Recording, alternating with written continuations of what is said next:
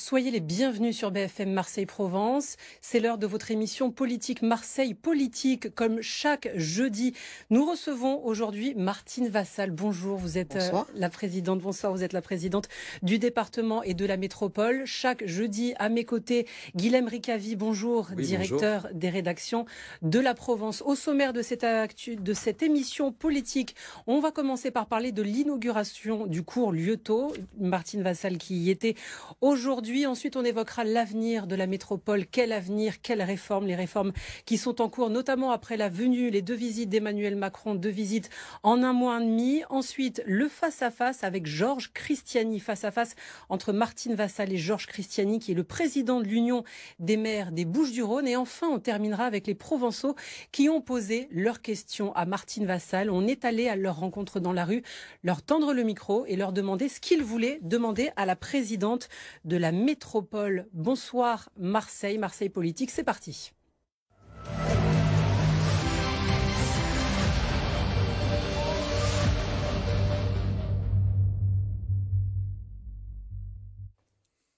Martine Vassal, ce matin, vous étiez à l'inauguration du cours Lieutot. Après 2 ans et demi de travaux, c'est la métropole qui a mené le chantier, c'est le département qui l'a en grande partie financé. Est-ce que vous étiez satisfaite du résultat ?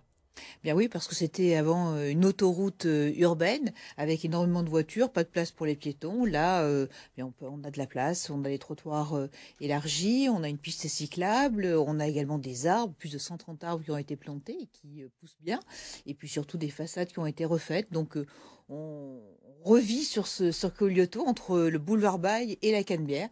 Donc une artère importante qui relie des quartiers ensemble. Donc après, il y aura le Jarret. Après, il y a eu la Canebière, il y a le centre-ville. Donc vous voyez, Marseille bouge quand la métropole investit et agit. C'est un lieu qui a beaucoup changé en 2 ans et demi. Vous avez rencontré des commerçants tout à l'heure. On les a rencontrés juste après que vous leur ayez parlé. On leur a demandé ce qu'eux avaient pensé de ce chantier. Écoutez-les.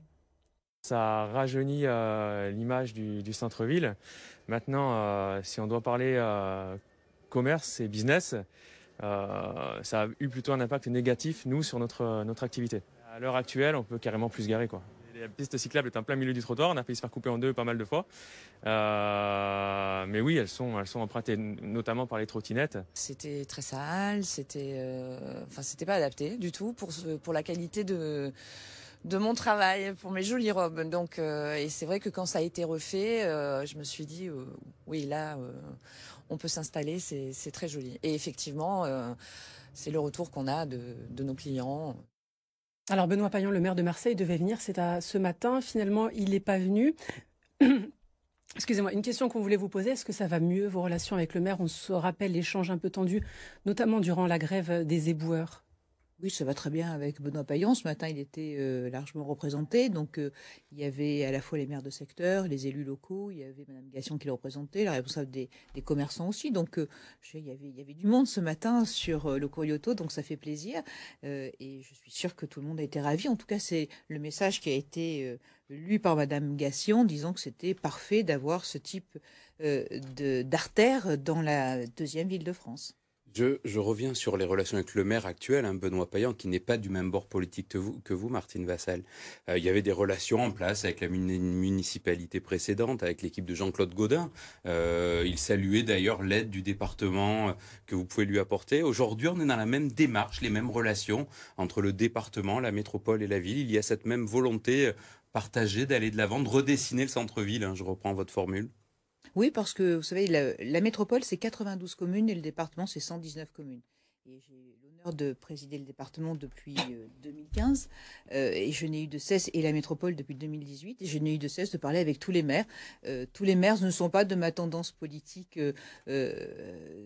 LR républicain, les républicains, mais je m'entends avec tout le monde. Et surtout, vous savez, chacun des maires dit qu'il a la plus belle ville du territoire.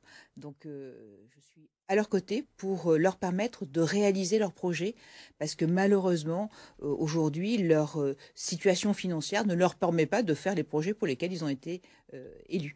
Mais est-ce qu'à Marseille, c'est pas plus compliqué qu'ailleurs? Je m'explique, vous avez été adversaire aux élections municipales avec Benoît Payan. Oui, et alors? Donc, vous savez, Les élections, c'est comme une compétition sportive, hein, on ne gagne pas tout le temps. Après, j'ai regagné la métropole, j'ai regagné largement le département. Donc, c'est la vie politique qui est ainsi. Elle n'est pas faite que de succès. Mais en tout cas, ce qui est sûr, c'est que la deuxième ville de France mérite notre attention, mérite à ce que le département, 860 000 habitants sur 2 millions d'habitants sur ce département, bien entendu qu'il faut la considérer. Et il n'y a pas non plus que des personnes qui sont pro-maire actuel. Il y a aussi, comme dans toutes les communes, des personnes qui représentent la totalité des tendances politiques. Donc je crois que, vous savez, une fois que les élections sont passées, on tourne la page et surtout on agit pour les habitants. Je crois que c'est le plus important. Jacqueline Gourault, la ministre de la Cohésion des Territoires et aux relations avec les collectivités territoriales, elle était lundi à Marseille au Palais du Pharo.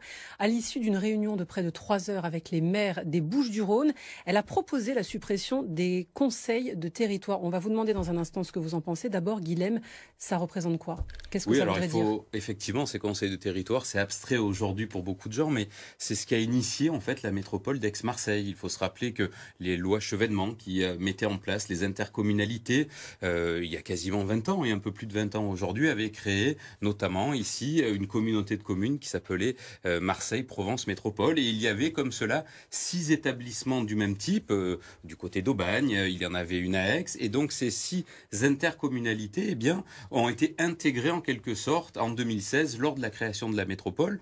Supprimer ces conseils de territoire, c'était déjà ce qui était inscrit au départ dans le projet. Et c'est Jean-Claude Gaudin qui, à l'époque, Sophie, avait demandé à ce que perdurent quelque temps, en tout cas, ces instances pour être au plus près des habitants. C'est donc une disparition, mais une disparition qui était plutôt programmée. Qu'est-ce que vous en pensez? Bonne ou mauvaise idée? Alors c'est surtout une bonne idée que le gouvernement entende enfin ce que les élus locaux demandent depuis des lustres maintenant, depuis la création de la métropole. La métropole, c'est 2016. Donc le temps passe vite, ça fait 6 années que nous demandons à ce que cette métropole soit une métropole qui s'occupe de problématiques stratégiques, du développement économique, de savoir comment on va attirer les entreprises ici, comment on va faire de la mobilité, comment on va se déplacer d'un point A à un point B, comment est-ce qu'on va avoir une politique de logement, comment est-ce qu'on va aménager le territoire, comment est-ce qu'on va préserver l'environnement. Donc tout cela, nous le demandons depuis très longtemps parce que effectivement, la construction métropolitaine d'origine ne nous donnait pas, et à nous les élus, satisfaction. Après, derrière, il y a eu des réalisations qui ont été faites. Aujourd'hui, le gouvernement nous entend. Madame Gourault est là, ça fait plusieurs fois qu'elle vient régulièrement pour changer la loi parce que, oui, il faut que la métropole s'occupe de ce qui est stratégique et que les communes s'occupent de ce qui est en proximité, c'est-à-dire le nettoiement de la rue, reboucher un trou, balayer un endroit. Donc ça, c'est important et c'est une demande des maires et c'est important que nous puissions faire modifier la loi pour que les choses se passent au mieux possible et surtout que les habitants soient contents. Est-ce que ça ne va quand même pas poser, la disparition de ces conseils de territoire, poser un problème, j'allais dire, d'ego pour certains élus, puisqu'il y avait dans ces assemblées, dans ces conseils qui se réunissaient, des élus qui étaient parfois élus dans leur commune et qui vont se retrouver sans mandat. Est-ce que vous ne pensez pas? Il y a longtemps que j'ai laissé mon ego de côté. Ce que je regarde, c'est ce que j'applique depuis 2015 d'ailleurs à la tête du département. Il n'y aura pas de crispation, c'est ce que vous nous dites selon vous? Toujours, mais je regarde les résultats et je veux être efficace. Donc pour être efficace, il faut qu'à la fois, d'un côté, on puisse s'occuper de ce qui est structurant au niveau métropolitain et que les communes qui le souhaitent récupèrent leur proximité. Et entre deux, vous avez raison, il y a des communes qui ne souhaitent pas récupérer leur proximité, qui ne pourront pas le faire. Et là, il faut trouver quelque chose, un accord entre communes, un fonctionnement qui donne la possibilité à chacun d'exercer ses compétences de proximité.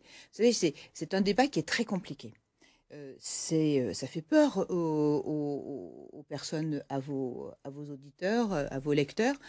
Donc, ce que chacun et chacune veut, c'est que son quotidien soit amélioré. Que le matin, quand il doit aller travailler, qu'il ne soit pas obligé de faire 2h30 dans les bouchons, qu'on puisse respirer un bon air et qu'on puisse avoir un espace devant soi qui soit propre et qui soit agréable. Donc, je pense que ce qui est important, c'est que nous, les élus, nous devons arriver à un bon résultat.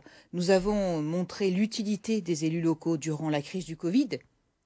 Toutes les collectivités territoriales, à tous les échelons, avec les masques, les tests, la vaccination, on a tous été là, avec les aides qu'on a apportées aux commerçants et aux entreprises. Donc là, aujourd'hui, maintenant, il faut qu'on aille dans ce sens. Je pense que les auditeurs et les lecteurs, eux, ce qu'ils veulent, c'est savoir où on va et surtout améliorer leur quotidien.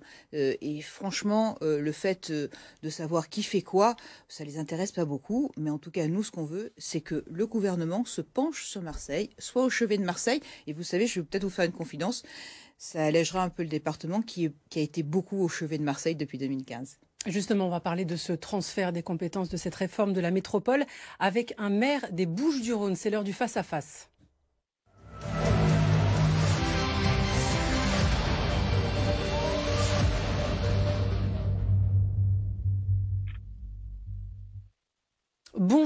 Bonjour Georges Christiani, vous êtes maire de Mimay et président de l'Union des maires des Bouches-du-Rhône. Merci d'être en direct avec nous. On parle de la compétence, de plus de compétences pour les maires. Vous en pensez quoi?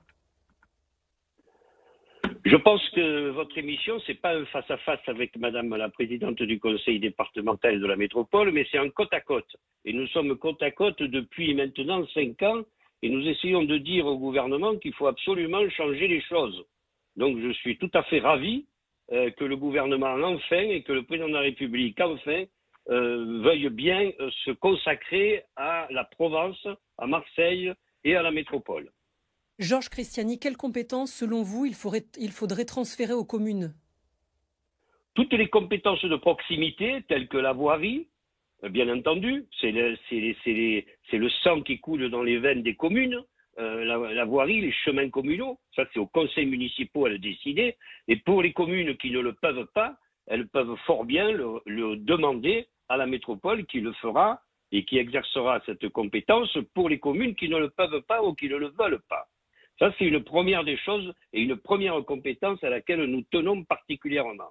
Ensuite, il y en a d'autres. Par exemple, la métropole aujourd'hui s'occupe des cimetières. Bon, franchement, la loi, je ne sais pas pourquoi, la loi qui a été faite sous le gouvernement Valls demande à une métropole de s'occuper des cimetières ou des curages de fossés des chemins communaux ou des bornes à incendie. Donc, c'est autant de compétences qui alourdissent le fonctionnement de la métropole et avec ce fonctionnement qui s'alourdit, la métropole ne peut pas s'occuper de ses compétences essentielles qui sont l'économie, les transports et le déplacement, la mobilité, l'environnement, etc., etc. Donc ces compétences essentielles, c'est le quotidien pour nos habitants.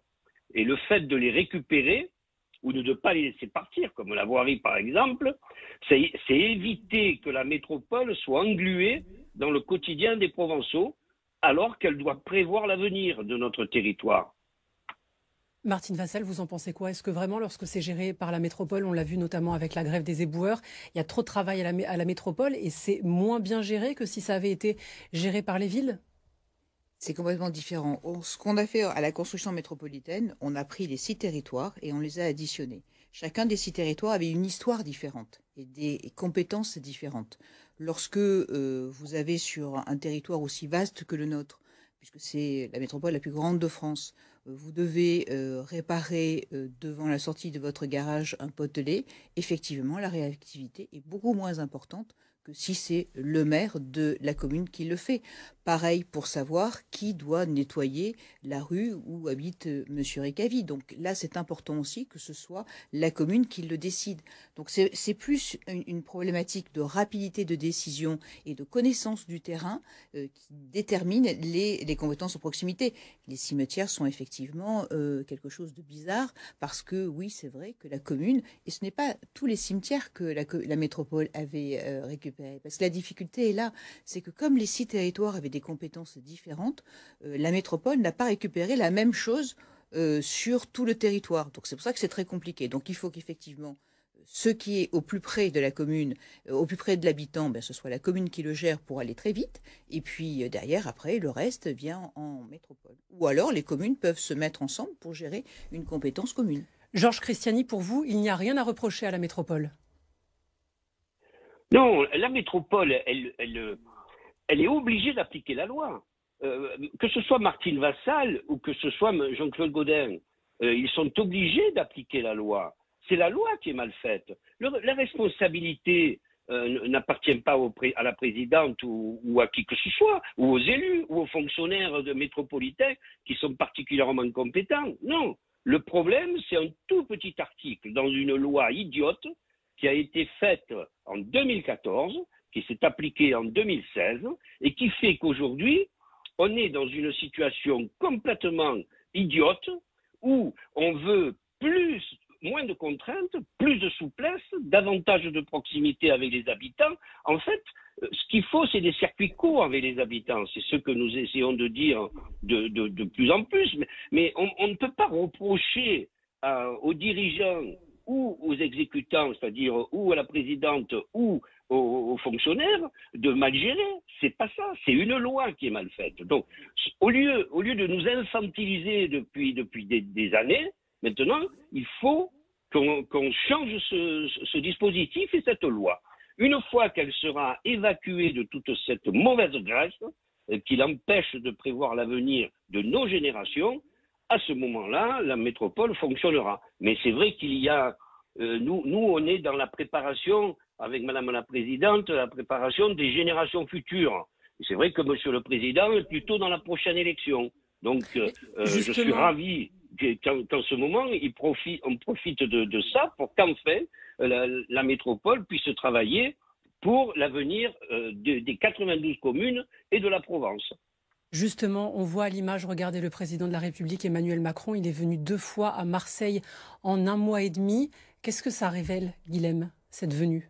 Alors, il y a sans Ça doute... s'était jamais vu. Ça ne s'est jamais vu. Ce que j'allais dire, c'est un déplacement historique. D'une part, parce que la durée de déplacement, du premier déplacement était longue. 3 jours dans une ville, un président de la République le fait rarement. Revenir dans un délai aussi court ensuite, ça c'en est une autre. Et puis on a bien vu aujourd'hui qu'il avait tenu une partie de ses promesses, puisque a été voté ce matin 254 millions, je ne veux pas dire de bêtises, un versement quasiment immédiat pour les écoles de la ville. Donc il y a clairement un intérêt pour Marseille. Il y a sans doute une réflexion également plus électorale en regardant les échéances et miser sur Marseille. Oui, comme il le dit beaucoup, c'est une ville où tout est possible et il veut sans doute croire que ça lui permettra de regagner la présidentielle lorsqu'il aura annoncé sa candidature. Qu'est-ce qui a changé concrètement depuis qu'il est venu la 2e fois? Concrètement, alors, déjà, il y a eu ce vote dont on a parlé. Déjà l'écoute. Nous, cela fait depuis la création de la métropole que nous réclamons que la loi change à l'origine. C'est-à-dire qu'on savait très bien qu'une institution qui est jeune, qui vient de se construire, ne peut pas avoir un nombre de compétences infini.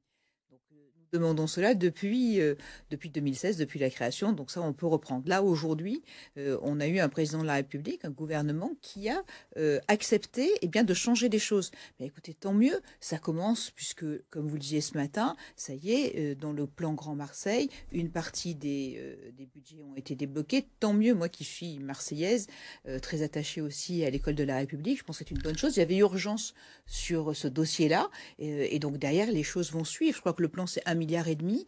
Donc derrière, il faut l'inscrire dans la loi de finances. Mais écoutez, nous, vous savez, ce qui est important, c'est que les choses se fassent. Alors, elles se font maintenant. L'important, c'est que ça se fasse.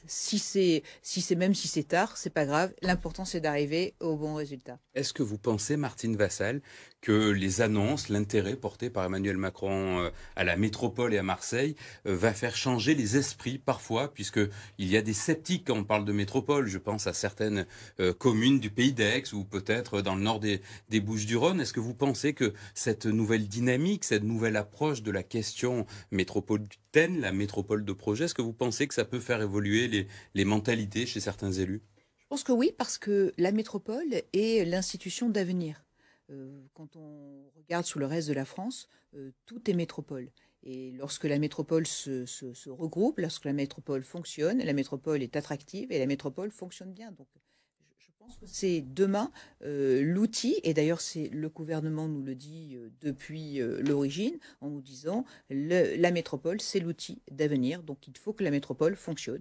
Donc à nous de faire fonctionner la métropole en changeant la loi et en nous permettant effectivement d'avoir des résultats et de permettre de jouer à cette métropole son rôle central dans l'échiquier français, dans l'échiquier méditerranéen aussi, face au continent africain. Donc oui, je pense que c'est une terre d'avenir et qu'ici tout est possible. Voilà pour la page métropole. On va remercier Georges Christiani, président de l'Union des maires des Bouches-du-Rhône, d'avoir été en direct avec nous. C'est l'heure des questions à Martine Vassal.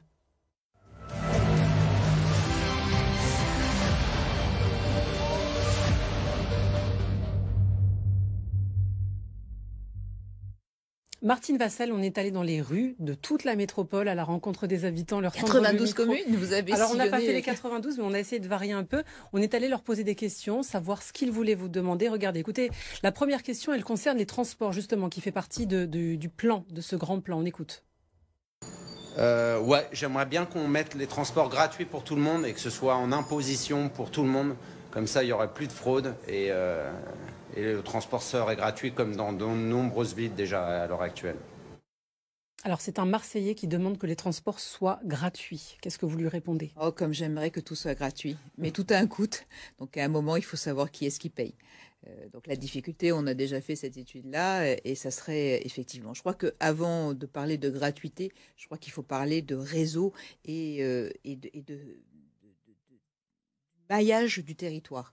Aujourd'hui, notre difficulté, c'est que lorsque vous voulez aller d'un point à un autre, bien, c'est très compliqué. Lorsque vous sortez de la ville-centre, c'est très compliqué. On le voit tous les jours, les embouteillages que nous avons. On sait qu'il y a une étude qui était sortie récemment disant que chacun perdait 6 mois de sa vie dans les embouteillages et 6 mois de sa vie parce qu'il respirait du mauvais air. Ça va changer justement. Et D'ici ça 2035, va changer. on va voir la carte. Si heureusement, nous avons l'argent qui nous permet de pouvoir réaliser au plus vite, au plus nous aurons d'argent rapidement, au plus nous pourrons faire rapidement des transports. Et si on pouvait les faire gratuits un jour, mais comme je vous dis, ça a un coût.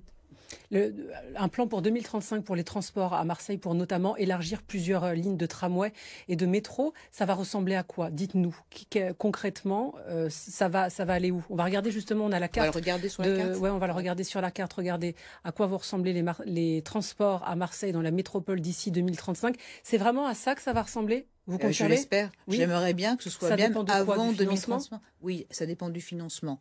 En ce moment, on est en train de travailler justement en collaboration avec la ville de Marseille pour voir les cheminements, savoir exactement par où la mairie, le maire de Marseille souhaite faire passer ces lignes. Mais c'est ça.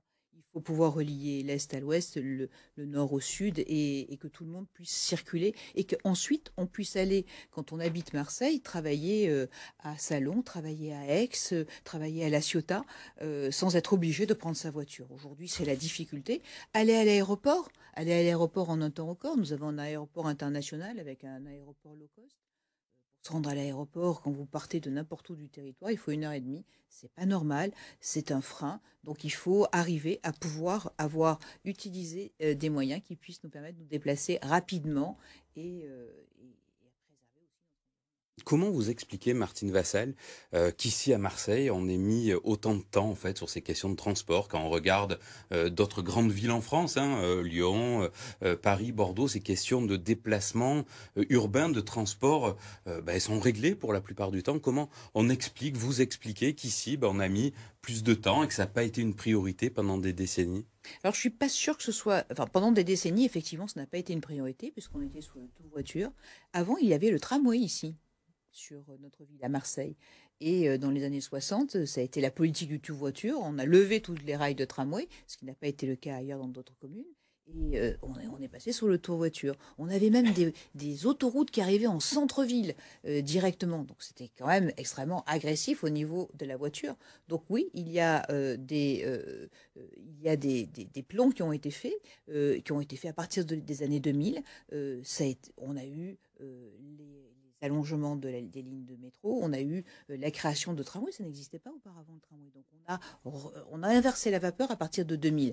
Mais bien sûr qu'après, il y a un problème de financement, et puis à l'extérieur aussi, on doit pouvoir relier. Aujourd'hui, nous avons dans le projet que vous venez de montrer aussi, à l'extérieur, des gens qui habitent la Bouilladise, qui doivent aller à Aubagne travailler tous les jours, et c'est un enfer de rentrer dans ces embouteillages-là.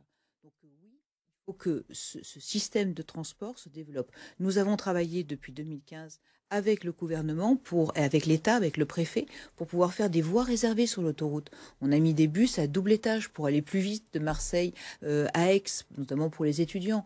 Donc vous voyez, on a pris ce problème depuis les années 2000 à bras le corps. Après, il y a des problèmes de financement. Lorsque la métropole avait été créée, on nous avait promis beaucoup de millions. On ne les avait pas vus venir. Là, écoutez, les choses semblent changer, tant mieux. Et au plus on pourra avoir cet argent qui arrive, au plus on ira vite dans les transports. Vous parliez de Marseille d'il y a quelques années, justement. Regardez, il y a une Marseillaise qui a une question sur le Marseille d'antan. Pour aller attraper ton métro, pour éviter la voiture, pour pas faire trop de débordement, parce qu'il y a tellement de voitures à Marseille, tu te dis, mais je vais prendre le métro, tu marches. La première odeur qui te vient dans le nez, c'est l'urine et les caca de chien. Ah, c'est bon. Après, tu vas à la boulangerie, tu prends le croissant, tu marches, tu commences à manger, tu vois encore des caca de chien, tu jettes tout. Et c'est trop sale, il y en a marre. Changé dans son quartier ces dernières années, notamment au niveau de la propreté. Ce qu'elle nous dit, c'est qu'il y a 10-20 ans, c'était propre et aujourd'hui, c'est sale. Vous savez, moi aussi, je suis marseillaise. Et je me rappelle très bien, quand j'ai toujours habité centre-ville, je me rappelle ma maman me donnait la poubelle à descendre tous les soirs. Et tous les soirs, la poubelle, on la mettait devant la porte. Et tous les matins, quand on se levait ou quand elle rentrait un petit peu plus tard des fois, elle voyait la poubelle éventrée parce qu'un chien l'avait éventrée. Donc on a changé quand même au niveau de la philosophie de la poubelle, de la gestion des déchets. Parce qu'aujourd'hui, on a plus conscience et on trie davantage. Donc c'est aussi important. Pas assez encore, mais on développe et c'est important de le développer pour que nous puissions réduire les déchets à la source. C'est ce que nous faisons en collaboration avec la totalité des commerçants. On travaille main dans la main. Après, il y a du civisme. Il faut que chacun fasse un peu attention. Chacun, quand il a un papier, au lieu de le jeter par terre, il le met dans la poche. Lorsqu'il a un chien, effectivement, il doit enlever les défections de son chien. Donc tout ça, c'est aussi du civisme. On y travaille. Et vous savez, je pense que en améliorant l'espace public, en le rendant plus beau, comme nous l'avons fait sur la Canebière, comme nous l'avons fait sur le Jarret, comme nous l'avons fait sur le Cau Lyoto, les personnes qui vont le traverser vont mieux le respecter. Et je crois que ça, c'est important. Donc, vous voyez, je suis pleine d'espoir pour que la gestion de cette ville, elle soit encore plus belle que ce qu'elle a été jusqu'à maintenant. En tout cas, sachez que on l'aime beaucoup, cette ville, et on est sûr qu'on va réussir. Merci beaucoup, Martine Vassal, présidente du département et de la métropole, d'avoir été notre invitée. Merci, Guilhem Ricavy, d'avoir été à mes côtés pour cette première édition de Marseille Politique. On se retrouve jeudi prochain pour une nouvelle édition de Marseille Politique. Quant à moi, je vous retrouve dans un instant pour la suite de l'actualité sur BFM Marseille Provence. À tout de suite.